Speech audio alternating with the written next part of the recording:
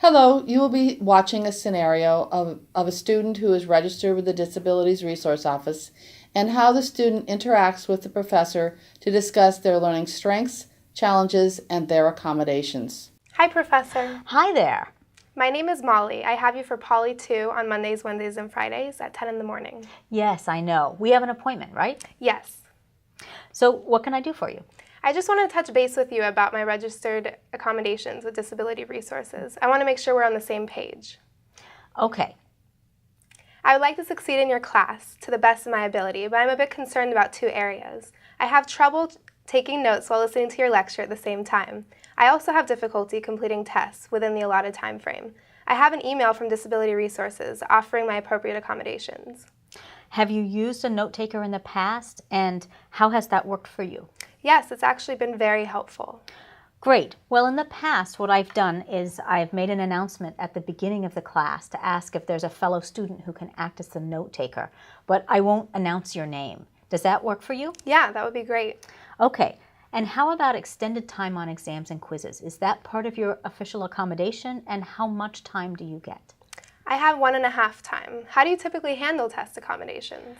In general, I have students start the exam with the class, and then if you still need the extra extended time, then we move after class to another office and complete the test there.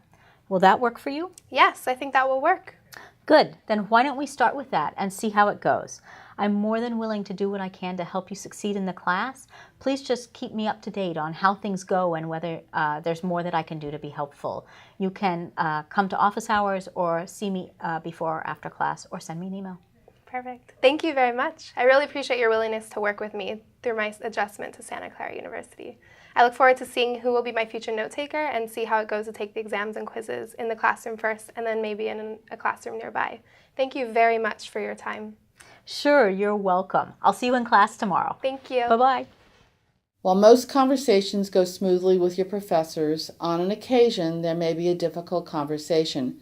This scenario will show you how a student and a professor deal with misconceptions as to the academic accommodations. Hi, Professor. My name is Molly. I have your 9:15 CNI class, Mondays, Wednesdays, and Fridays. Okay. Did we have an appointment? Yes. Oh, great. Well, welcome.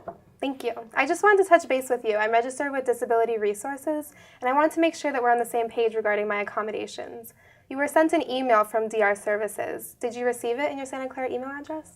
I don't recall seeing an email. Oh, well, I actually have a copy of it on my phone that I could show you if you'd like. Yeah, I'd like to see that. And I also can ask them to resend it to you as well, if that would be helpful. That would be great. Yeah, please have them do that. You don't look like you have a disability, and you've been taking notes in class, and you did fine on the quiz.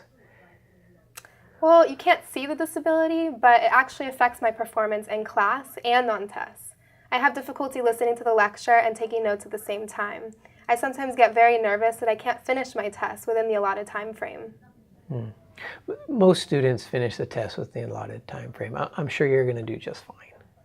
Well, based on my learning challenges that are documented and approved by DR, I actually need the extra time.